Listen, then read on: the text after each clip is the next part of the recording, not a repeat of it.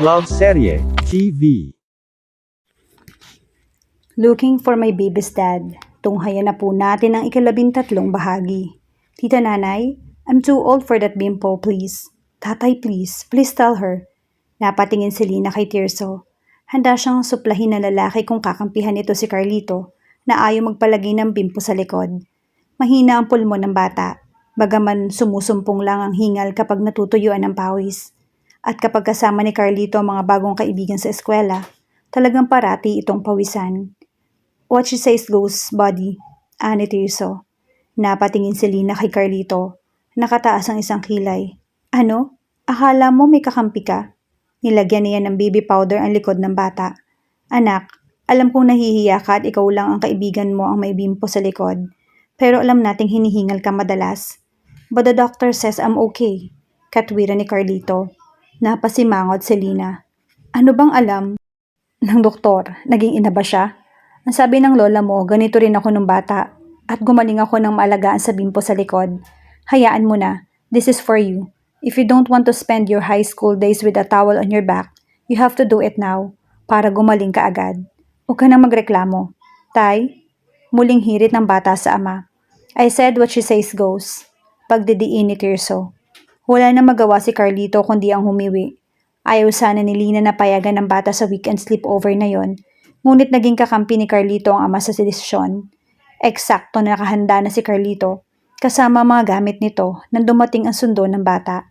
Sabik din siya sa unang pag-sleepover ng bata sa ibang bahay. Aminado si Lina. May tiwala rin siya sa mga magulang ng kaibigan ng anak-anakan. Nakitakbo si Lina sa bata hanggang sa personal niya itong isakay sa sasakyan. Kasama sa van ang ina ng kaibigan ni Carlito na masayang tinanggap ang lahat ng kanyang habilin. Panay ang kaway ni Carlito habang paalis at bigla parang piniga ang puso ni Lina. Alam ni Lina, hindi magtatagal at mauulit yon. Ilang taon pa. Mangangati na mga paa ni Carlito na bumukod tulad niya noon. Ang kaibahan lang ni Lina kay Carlito, rebelde siyang bata noon kaya madalas natakas lang. Aminado siya. Noong mga panahong yun ay wala siyang responsibilidad sa buhay. Malinaw nang nakikita ni Lina ang lahat ngayon. Ngunit ibang-iba si Carlito. Kabaligtaran niya ang bata pagdating sa obligasyon. Sa bata nitong edad, kapag sinabi ritong kailangang unahin ng ibang gawaing bahay, maging ang mga schoolwork, yun mismo ang gagawin ni Carlito. Sa makatwid, walang magiging dahilan si Lina para pigilan ang bata sa nais gawin. Maliban kung masama iyon. Walang tendency si Carlito na magwala. Walang tendency na magbulakbol dahil mahilig ito sa pag-aaral. Tulad ng ama nito, si Tirso, ayon sa mga kapatid at mga magulang ng lalaki, ay gimikero din pero kailanman ay walang subject na ibinagsak. Biglang tumaas sa mga mata ni Lina ang kanyang lungkot. Daman-daman niya ang isang inang iiwan na ng isang anak. Bago pa niya naawad ang sarili, ay meron ng luhang pumatak. Napalingon siya kay Tirso nang marinig ang lalaki na tumawa. Napairap siya. Napahiya rin sa pagka-OA niya. It's just for the weekend, for God's sake. Paano na si Carlito kung teenager na siya? Baka bago makaalis kailangan kang suyuin ng ilang oras. Ikaw ang dahilan kaya nalulungkot ako. Mabuti sana kung pang-aalis ni Carlito. Alam mong nandyan ka lang para sa akin. Nag-asawa ako para lang mapag-isa rin. At ang sakit ng katotohanan yon. Hindi na lang umimik si Lina. Heto na ang pagkakataong iniiwasan niyang mangyari. Ang mapag-isa kasama si Tirso. Nitong nakaraang linggo, na makauwi sila mula sa honeymoon, ay ilang gabing hindi na malayan ni Lina na umuwi ang asawa. Gayunman, noong isang gabi at kagabi, katakatakang alas 5 pa lang ay nasa bahay ng lalaki. Hindi alam ni Lina kung hanggang kailan magtatagal na maagang uwi ni Tirso. Hindi siya nagtatanong. Wala siyang balak magtanong. Wala siyang balak ako at ilako ang sarili kay Tirso bilang asawa. Lalong wala siyang balak ipaalam ang lungkot niya. Want to watch something? Tanong ni Tirso. Nabigla si Lina. Ha? May mga bagong pelikula dyan. Gusto mong manood? Gusto ni Lina ngunit para siyang nailang kaya bigla siyang napailing. Marami pa akong gagawin. Mag-inventory pa ako. Okay. Bumuntong hininga si Tirso. Okay. Hindi na kita i-estorbohin. Nais bawiin ni Lina ang sinabi ngunit umakyat na lang siya sa silid. Nang bumaba siya upang magluto ng hapunan, ay napansin niyang wala si Tirso sa salas. Nagtungo siya sa garahe. Nakitang wala raw ang sasakyan ng asawa. Sa kusina, isang maikling note ang idinikit na lalaki sa ref. "We'll be back later." Kahit paano, naalala nitong magsabi. Matamlay na nagluto si Lina at pagkatapos ay bumalik na rin sa silid. Makalipas ang isang oras ay narinig niyang nakabalik na si Tirso. Nakiramdam si Lina at maya-maya ay narinig ang silid nitong sumara. Bumaba na siya. Nakita ang 2 box ng pizza sa loob ng oven. Walang bawas. Nagtaka siya. Bakit bumili ng pizza si Tirso at ganun karami gayong 2 lang sila? Na makapaghain ay tinawag ni Lina ang lalaki. Ngunit sinabi lang nito mula sa loob ng silid, "I'm sleeping. Bababa na lang ako mamaya." Kumain mag-isa si Lina at nagpa siyang maghintay sa sala. Manood ng TV. Pasado 10:00 na ay hindi pa rin bumababa si Tirso. Kaya nagpasa siya niyang muli itong tawagin. Sa pagkakataong yon, hindi sumasagot ang lalaki. Pinihit niya ang siradura at natagpo ang hindi iyon nakalap. Mainit ang silid, nakapatay ang aircon ngunit hayon si Tirso sa kama, balot na balot ng comforter. Hindi halos takbuhin na ni Lina ang asawa. "Ang init mo." Bulalas ni Lina ng salita ng leeg ng lalaking tulog na tulog pa rin. Kumuha si Lina ng mga gamot, naghanda ng pampunas upang maibsan ang init ni Tirso. Nang alisin niya ang comforter ay nagising ang lalaki, agad na nagreklamo. "I'm cold, Lina, please. I need my comforter." Napangiti si Lina. Parang batang umuungot si Tirso. Sa tagal nilang magkasama, hindi pa nagkasakit ang lalaki, maliban noong magkatrangkaso noong graduation niya. "Ang init-init at tiyak na pawis yung likod mo. Let me check," ani Lina. "But it's cold," nguy-nguy ni Tirso. "Ano bang nangyayari sa'yo?" "I don't know. I'm just so cold. Hug me. Make me feel warm."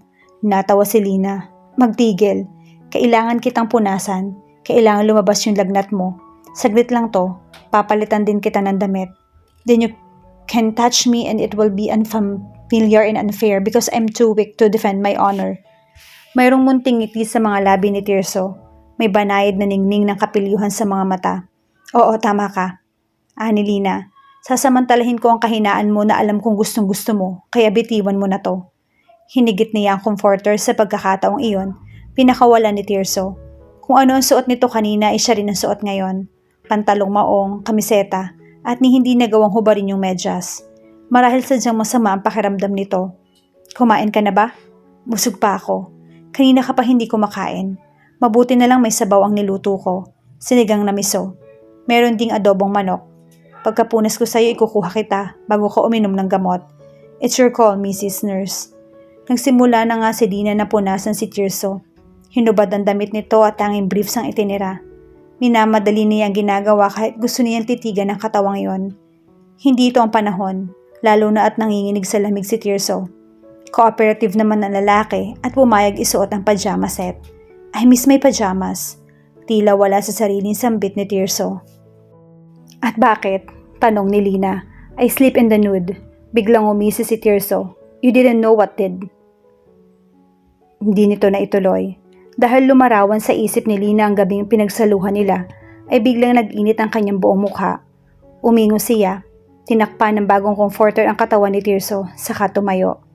"May sakit ka na, kung ano-ano pang sinasabi mo. Ikukuha na kitang ng makakain. Huwag ka munang matutulog.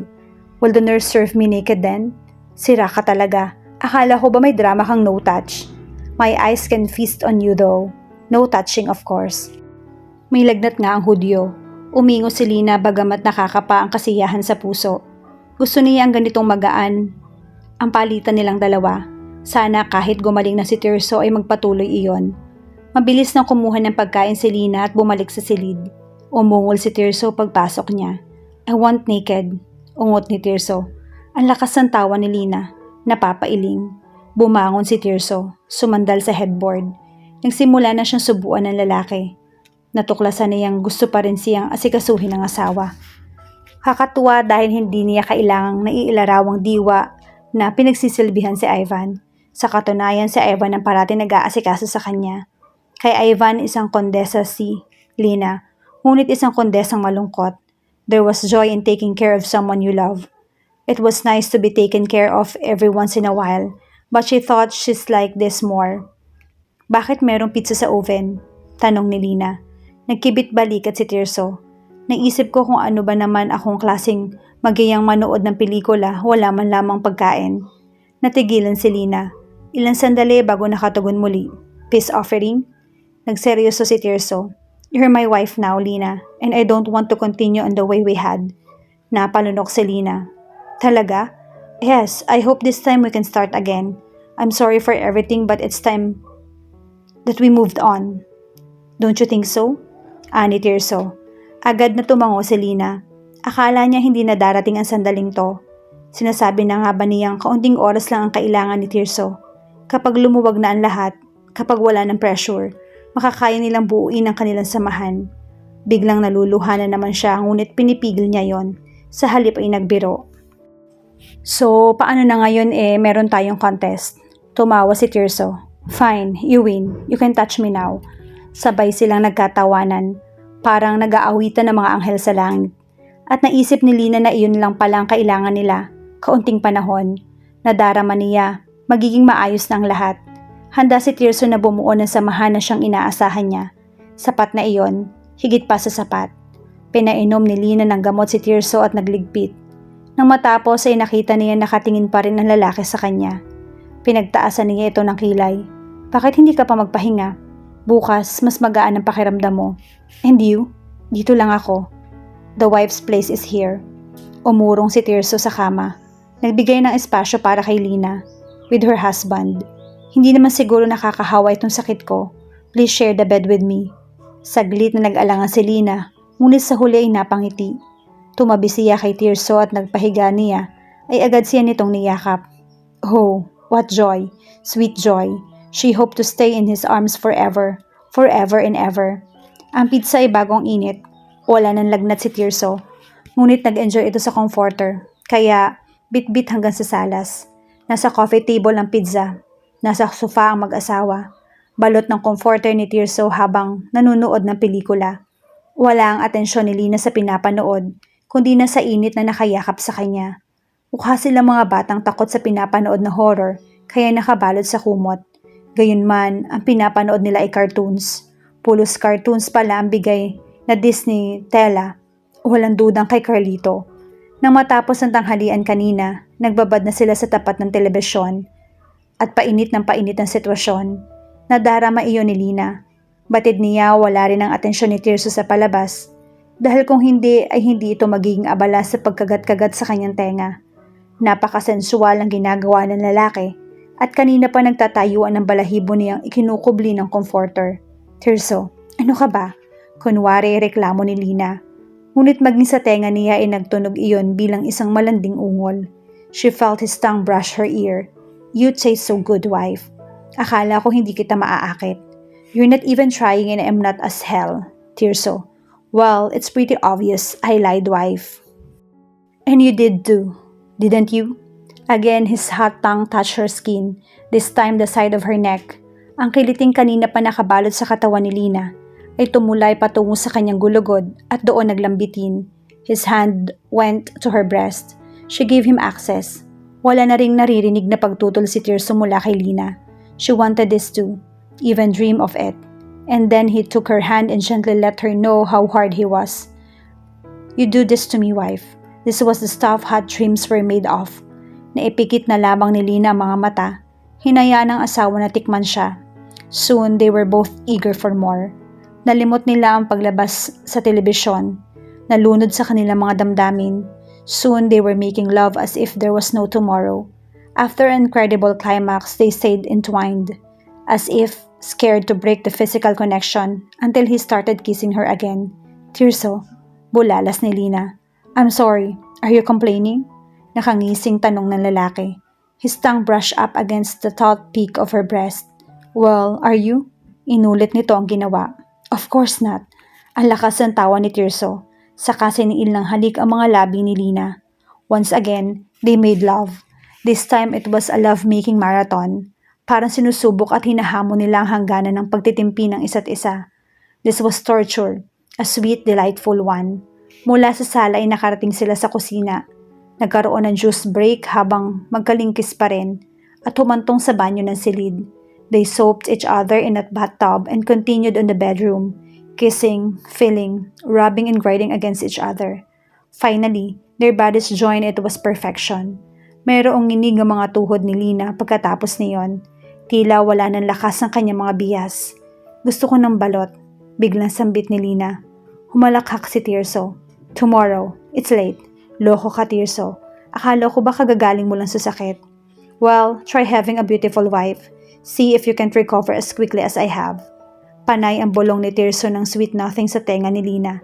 At kahit nais niyang manatiling gising para matandaan ang lahat ng yon, ay hindi na kinaya ni Lina ang pagod. Nakatulog siya sa mga bisig ni Tirso at nang magising ay maliwanag na. Bumukas ang pinto at pumasok si Tirso. May tangan na tray ng pagkain.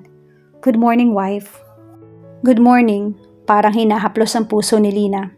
Ano yan? The best breakfast I can come up with. Ipinatong ni Tirso ang stand and tray sa kama at nagpahagikik si Lina na makitang chowking breakfast iyon. Halatang nagpa-deliver lang ang lalaki. Well, eat up. Saluhan mo ako. Sa kama sila nag-almusal at nang matapos ay saka ipinaalala ni Tirso na pupuntahan na nila si Carlito. Agad na napabalik-wa si Lina. Shit, nalimutan ko bigla. That's what this man to you. Forget everything because he was a love machine. Ang lakas ng tawa ni Lina sa cornihan ni Tirso. Sabay sila nag-ayos at lumakad na upang manood ng ensayo ni Carlito sa Manila Polo Club. Sumali sa baseball team ang bata at sa araw na yon ang una nitong ensayo, kasama ang coach na ama ng kaibigan nito. Iba-ibang lahi ang kasama ni Carlito sa team. Mayroong kaba sa puso si Lina dahil hindi lumaki ang bata na naglalaro ng ganoong uri ng laro. Mukhang nadama ni Tirso ang kaba niya at pinisil ang kanyang palad. Don't worry, everything is going to be alright. You think? Tingnan mo ang ibang ka-team niya, marunong na kaagad. He's a Garcia, trust him. Napangiti si Lina, saka tinampal si Tirso. Tatandaan ko rin kasing makaraig din siya, kaya siguradong mahusay. I agree. Gustong humilig ni Lina sa dibdib ni Tirso. Bakit naging OA yata siya? Parang bawat saglit gusto niya nakadikit siya sa asawa. Ngunit mukhang ganoon din si Tirso dahil ang kamay niya ay nanatiling naka-interesante para sa lalaki na ayaw iyong pakawalan at mayat mayang hagkan. Nay, tay, kaway ni Carlito nang ito na ang sumunod na papalo sa bola. Mukhang kumpiyensado naman ang bata. Gumanti ng kaway si Lina at Tirso. At nang tumira si Carlito ay napatayo silang mag-asawa. Nakasunod ang tingin sa bola na hindi na nahabol ng kanilang team. Si Lina at Tirso lang yata ang mag-asawang nagtutumalon at nag-cheer sa isang player kahit hindi maituturing na totoong laro iyon dahil lahat ng bata ay magkakateam. Nang matapos ang ensayo, ay tumuloy na sila sa restaurant sa poolside ng club. Doon hinintay si Carlito na kasama mga kateam nitong nag-meeting. Mahal na talaga sa akin, ani Tirso. Mahal na rin naman sa akin, ani Lina. Nakaubo ko o kaya tayo kagabi? Biglang sabi ni Tirso. Mayroong pananabik na nabuo sa puso ni Lina. Paano nga kaya kung nakabuo na rin sila ng kasunod ni Carlito? Oo, at hindi siya tunay na anak. Ngunit kailangan ay hindi naming hadlang iyon para hindi niya ituring na anak si Carlito. Gayunman, ang ideya na magkaroon na ito ng kasunod ay mayroong hatid na pananabik sa kanyang puso. Sana babae naman, ani Lina. What do we name her? Sabi ni Tirso na tila nasabik din. May bumalot na init sa puso ni Lina. Bago pa nila napag-usapan kung anong ipapangalan sa bata, ay dumating na si Carlito. Ngiti-ngiti ang bata. Did you see me, Bat? Tita Nanay, Tay? Excited ang paslit. Coach says I'm really good. Maya-maya itinanong ni Tirso si Carlito. Paano kung masundan ka na ng kapatid? What do you think of that? Natigilan si Carlito saka nagpalipat-lipat ng tingin kina Lina at Tirso. You guys are okay now? Napatingin si Lina kay Tirso. Saka bumaling kay Carlito. Okay now? Bakit? Kailan ba kami hindi naging okay ng tatay mo? Oh, come on. I'm a kid. I'm not a dumb. Wika ng bata. Tumawa si Tirso. We're okay now. And that's great, sabi ni Carlito. I'll order a baby sister then. Maging si Lina ay natawa na. Nauunawaan ito na ang bumuo ng simple siyang pangarap. Isang mabait na anak at isang asawang halos perpekto. Mabuti ang may kapal. Napakakulay ng buhay.